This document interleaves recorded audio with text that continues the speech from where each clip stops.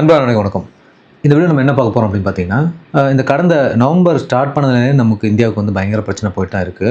டெல்லி குண்டு வெடிச்சதுக்கு அப்புறம் பார்த்தீங்கன்னா, நேத்து நைட்டு கிட்டத்தட்ட ஒரு 11:20 மணிக்கு வந்து பார்த்தீங்கன்னா, காஷ்மீர்ல இருக்கக்கூடிய நௌகாம் காவல் நிலையத்தில பயங்கர குண்டுவெடிப்பு நடந்திருக்கு. இதில 12 பேர் இறந்திருக்காங்க. இது மட்டும் இல்லாம இந்தியாவினுடைய முக்கியமான ஏர்போர்ட்டுகள வந்து குறி வச்சு ஜிபிஎஸ் ஸ்பூஃபிங் பண்ணப்படுது. அதாவது இந்த ஸ்பூஃபிங் அட்டாக் வந்துட்டு பண்ணிட்டு இருக்காங்க அப்படின்னு ஒரு நியூஸ் வந்திருக்கு. இத பத்தி நம்ம ஃபுல் டீடைல் பார்க்கலாம். வாங்க வீடியோக்குள்ள போவோம். சரி, நேத்து அதாவது நவம்பர் 14ஆம் தேதி கிட்டத்தட்ட 11:20 மணிக்கு பார்த்தீங்கன்னா, ஸ்ரீநகரில் இருக்கிற நௌகாம் காவல் நிலையத்தில் வந்து திடீர்னு ஒரு பயங்கரமான வெடி விபத்து நடக்குது அப்படின்னு சொல்லப்படுது.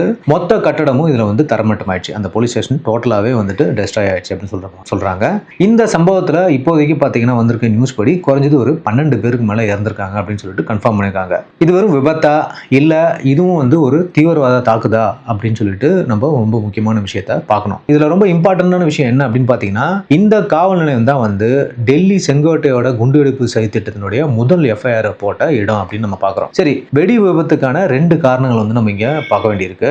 ஒன்று, நௌகாம் காவல் நிலையத்தில் எதுக்காக இவ்வளவு பெரிய குண்டுவெடிப்பு நடந்துச்சு அப்படின்னு சொல்லிட்டு அதிகாரிகள் இப்போ 2 கோணத்தில் விசாரிச்சுட்டு இருக்காங்க அப்படின்னு சொல்லப்படுது. காரணம் ஒன்று என்னன்னு பார்த்தீங்கன்னா, கை தவறி விபத்து நடந்திருக்கா, அதாவது மிஸ் ஹேண்ட்லிங்னால இது வெடிச்சிருக்கா அப்படின்னு பார்க்கப்படுது. டெல்லி சதித்திட்டத்துக்காக ஃபரிதாபாத்திலிருந்து கைப்பற்றப்பட்ட கிட்டத்தட்ட 350 கிலோ அம்மோனியம் நைட்ரேட் வெடிமருந்து பார்த்தீங்கன்னா சோதனைக்காக இந்த காவல் நிலையம் தான் வந்து கொண்டு வந்தாங்க அப்படின்னு சொல்லப்படுது.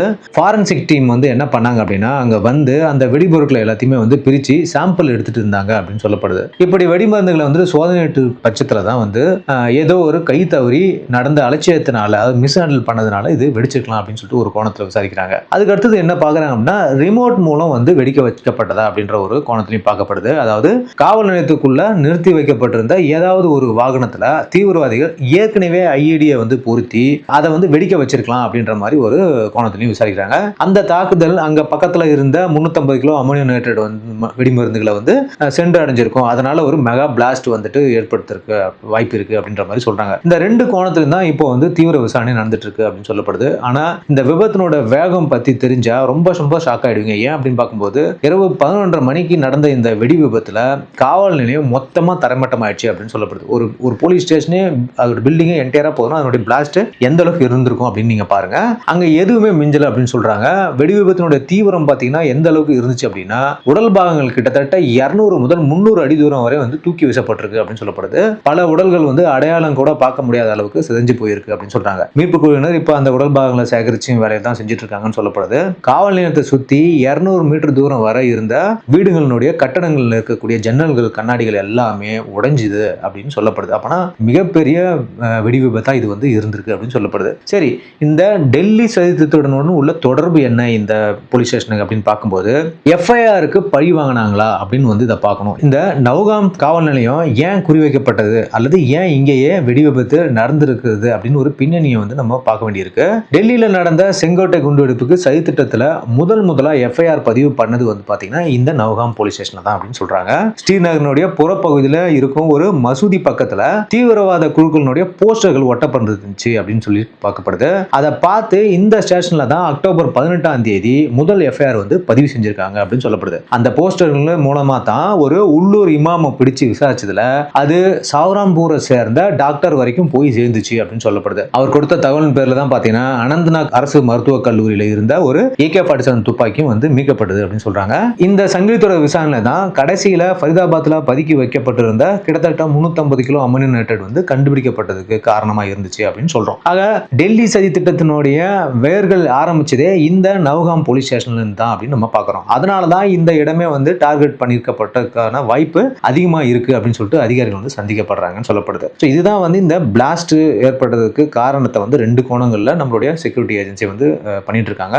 ஏற்கனவே ஒரு பிளாஸ்ட் நடந்தது, அதுல 13 பேர் இறந்தாங்க. இப்போ 2வது பிளாஸ்ட் நடந்திருக்கு நேத்து. இது மட்டும் இல்லாம மேலும் நம்ம நாட்டுக்குள்ள ரொம்ப ஒரு சீரியஸான பாதுகாப்பு பிரச்சனை நடந்துட்டு இருக்கு அப்படின்னு நம்ம பார்க்கிறோம். இந்த அசீம் முனீர் பாகிஸ்தான் வந்துட்டு கையில் எடுத்ததுல இருந்து மிகப்பெரிய வேலைகள், சதி வேலைகள் இந்தியாவுக்கு அகேன்ஸ்டா நிறைய நடந்திருக்குன்னு பார்க்கப்படுது. அதுல ஒண்ணா இதுவும் இருக்கக்கூடும் அப்படின்னு பார்க்குறோம். அதாவது என்ன அப்படின்னு பார்த்தீங்கன்னா, இந்த விஷயத்தை பத்தி வெளியில அதிகமா யாருமே பேசல.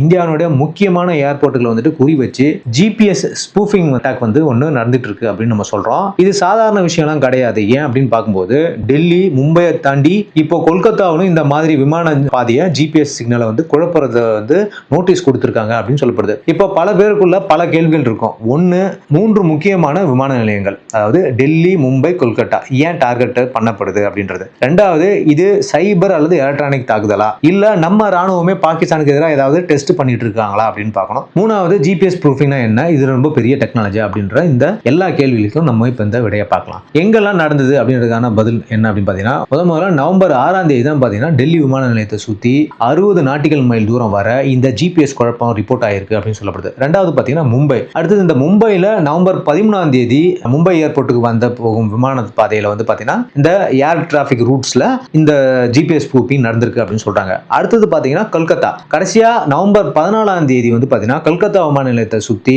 50 நாட்டிக்கல் மைல் தூரத்தில் இந்த ஜிபிஎஸ் சிக்னல் குழப்பம் ரிப்போர்ட் செய்யப்பட்டிருக்கு அப்படின்னு சொல்றோம். முக்கியமான கவலை என்ன இதுல அப்படின்னு நம்ம பார்க்கும்போது, இது ஒரு நாள் 2 நாள் நடந்த விஷயம் கிடையாது அப்படின்றத நம்ம தெரிஞ்சுக்கணும். இது வந்து தொடர்ச்சியா நடந்துட்டு இருக்கு அப்படின்னு சொல்றாங்க. இந்தியாவினுடைய அதிக விமான போக்குவரத்து இருக்கும் மிக முக்கியமான 3 நகரங்களை திட்டமிட்டு டார்கெட் செஞ்சிருக்க கூடும் அப்படின்னு பார்க்கப்படுது. இதனாலதான் நம்மளுடைய director general of civil aviation ஒரு எல்லா விமான போக்குவரத்து அதிகாரிகளுக்கும் பைலட்டுகளுக்கும் ஒரு ஸ்ட்ரிக்டான உத்தரவு வந்து போட்டிருக்காங்க. அதாவது ஜிபிஎஸ் குழப்பம் தெரிஞ்சது அப்படின்னா 10 நிமிஷத்துக்குள்ள எங்களுக்கு நீங்க ரிப்போர்ட் பண்ணணும் அப்படின்னு சொல்றாங்க. ஏன் இந்த 10 நிமிஷத்துக்குள்ள ரிப்போர்ட் பண்ண சொல்லாங்கன்றத நான் பின்னாடி சொல்றேன். ஜிபிஎஸ் ஸ்பூஃபிங் அப்படின்னா என்ன, சிம்பிளா புரிய வைக்கிறேன் நான் இந்த வீடியோல. அதாவது ஜிபிஎஸ் ஸ்பூஃபிங் சொல்றது என்ன அப்படின்னு பார்த்தீங்கன்னா, ஏதோ ஒரு நம்ம சந்திராயனுக்கு ஃபிளைட் அனுப்புற மாதிரி ஒரு பெரிய டெக்னாலஜிலாம் கிடையாது.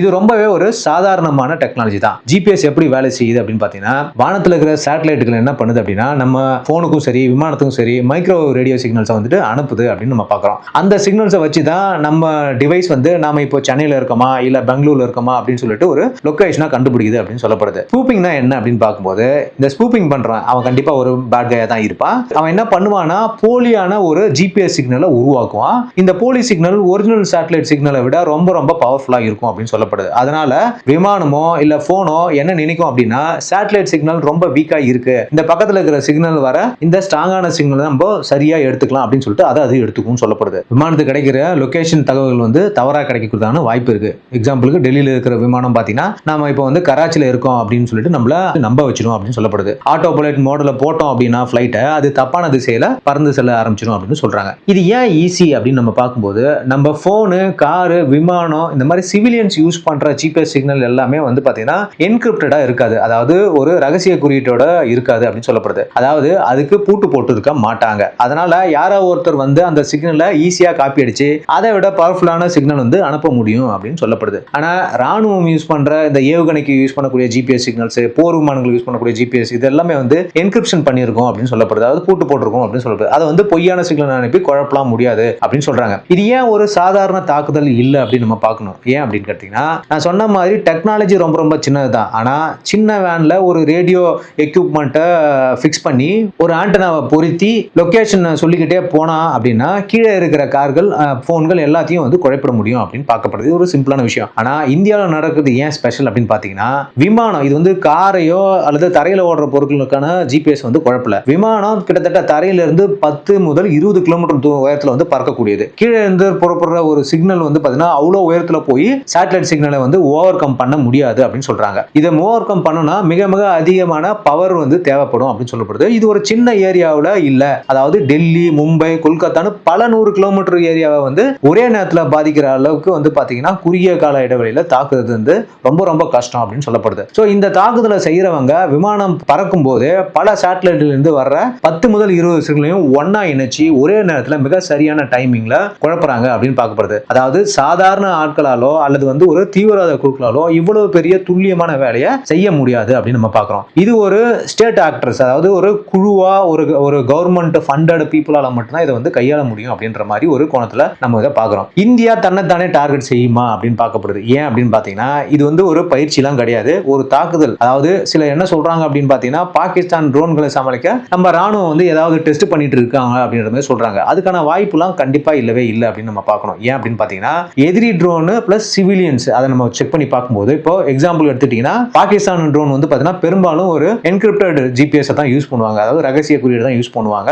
அல்லது சீனாவோட பைடோ அப்படின்ற கூடிய சிஸ்டத்தை தான் அவங்க வந்து பயன்படுத்துவாங்க. நம்ம சிவிலியன் ஜிபிஎஸ் யூஸ் பண்ணி அவங்க ட்ரோன்களை பிடிக்கவே முடியாது, ஏன்னா அது எல்லாமே என்கிரிப்டட் ஜிபிஎஸ் கைடன்ஸோட இருக்கிறதுனால நம்மளால அந்த ஜிபிஎஸ் ஜாம் பண்ண முடியாது அப்படின்ற மாதிரி சொல்றாங்க. சமீபத்தில் நம்ம ராணுவம் நடத்திய இந்த எக்ஸசைஸ் 3 கூட பார்த்தீங்கன்னா இந்த மாதிரி டெக்னாலஜி எதனா யூஸ் பண்ணியிருப்பாங்க அப்படின்னா கண்டிப்பாக யூஸ் பண்ணியிருக்காங்க, அது உண்மைதான். ஆனால் அது எங்கெல்லாம் நடந்துச்சு அப்படின்னு பார்த்தீங்கன்னா ராஜஸ்தான், குஜராத், அரபிக்கடல் பகுதியில் தான் நடந்துச்சு அப்படின்னு சொல்லப்படுது. அங்கே நடந்த டெஸ்ட் 1000 கிலோமீட்டர் தள்ளி இருக்கிற கொல்கத்தாவையோ இல்லை மற்ற மாநிலங்களையோ எப்படி பாதிக்கும் அப்படின்றத நம்மளோட கொஸ்டினாக இங்கே பார்க்குறோம். அடுத்து பார்த்தீங்கன்னா விமான நிலையங்களில் வந்து தாக்குதல் அப்படின்னு நம்ம பார்க்கப்படுது. அதாவது என்ன அப்படின்னா நமக்கு எவ்வளோ முக்கியமான ஏர்போர்ட்டுங்கள்னு தெரிஞ்சும் ஏன் விமான பயணிகளை வந்துட்டு அபாயத்தில் நம்ம நாடு வந்து தள்ளும் அப்படின்றத நம்ம யோசிக்கணும். எந்த ஒரு நாடும் தன்னுடைய சொந்த நாட்டினுடைய விமானத்தை வந்து குறிவைக்கவோ வந்துட்டு இந்த மாதிரி விஷயங்களை செய்யவோ முடியாது அப்படின்றத நம்ம பார்க்கப்படுது. சரி, நம்மளுடைய இந்த டிஜிசிஏ அதாவது director general of civil aviation என்ன சொல்றாங்கன்னா 10 நிமிஷத்துக்குள்ள இந்த மாதிரியான ஜிபிஎஸ் ஸ்பூஃபிங் நடந்துச்சுன்னா நம்ம உடனே ரிப்போர்ட் பண்ணணும் உங்களுக்கு அப்படின்னு சொல்லியிருக்காங்க. காரணம் என்னன்னு பார்த்தீங்கன்னா ஒருவேளை யாராவது ஒரு வேன்ல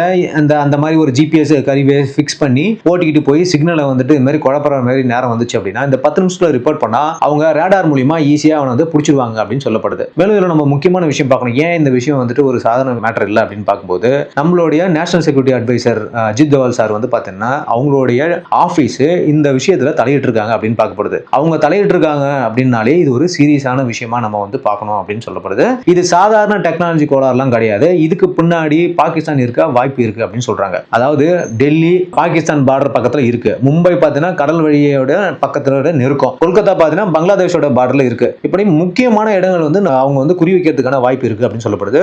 செங்கோட்டையோட குண்டு வெடிப்பு சதி திட்டம், அப்பாச்சி ஹெலிகாப்டர் டெலிவரி வந்து துருக்கி தடுத்து நிறுத்தினது, இதெல்லாம் பார்க்கும்போது பாகிஸ்தான் வந்து ஒரு முழு ஸ்பெக்ட்ரம் சமச்சீரற்ற போர் அது வந்துட்டு நம்ம மேல வந்து திணிக்குது அப்படின்னு தான் நம்ம பார்க்கணும். இதுல ஒரு பக்கம் தீவிரவாதம், இன்னொரு பக்கம் இந்த மாதிரி எலக்ட்ரானிக் தாக்குதல் இருந்தாலும் இந்த ஜிபிஎஸ் ஸ்பூஃபிங் தாக்குதல் ஒரு மாநில ஆதரவு பெற்ற சக்தியால் தான் வந்து நடந்திருக்க வாய்ப்பு இருக்கு அப்படின்னு நம்ம பார்க்கணும். அதாவது ஒரு கட்டமைக்கப்பட்ட குழுக்களால் தான், அந்த மாதிரி ஒரு கட்டமைக்கப்பட்ட குழுக்கள் வேணும்னா ஒரு நாடோ இல்ல ஒரு பெரிய ஆர்கனைசேஷனோ அவங்களுக்கு சப்போர்ட் பண்ண வேண்டி இருந்திருக்கும் அப்படின்ற மாதிரி தான் நம்ம இதை பார்க்குறோம். நம்ம பாதுகாப்பு அமைப்புக்கு மிகப்பெரிய ஒரு சவாலா இந்த பிரச்சனை வந்துட்டு இருந்துட்டு இருக்கு அப்படின்னு நம்ம பார்க்குறோம். ஸோ கூடிய சீக்கிரம் இந்த பிரச்சனை எல்லாம் என்ன இது வரைக்கும் நடந்திருக்கு அப்படின்றது நமக்கு தெரிய வரும் நம்ம பார்க்க போகிறது. இது ஒரு சாதாரண விபத்தா அல்லது ஒரு பயங்கரவாத தாக்குதலா அப்படின்றத வந்து நம்ம இனிமே தான் பார்க்க போறோம். ஓகே மக்களே, ஸோ இந்த வீடியோவில் நான் 2 விஷயம் சொல்லியிருக்கேன். நேற்று நடந்த இந்த தாக்குதல், அதாவது நவகாம் போலீஸ் ஸ்டேஷன்ல நடந்த தாக்குதல் வந்துட்டு ஒரு விபத்தா இல்லையான்னு தெரியல, விசாரணை போயிட்டு இருக்கு, விபத்துன்னு தான் சொல்றாங்க, அது எந்த அளவுக்கு உண்மைன்றது நமக்கு தெரியல. அதுக்கு அடுத்தது ரொம்ப முக்கியமான விஷயம், யாருமே வந்து இதை பத்தி பேசல, பட் நம்மளோட செக்யூரிட்டி ஏஜென்சிஸ் இதை வந்து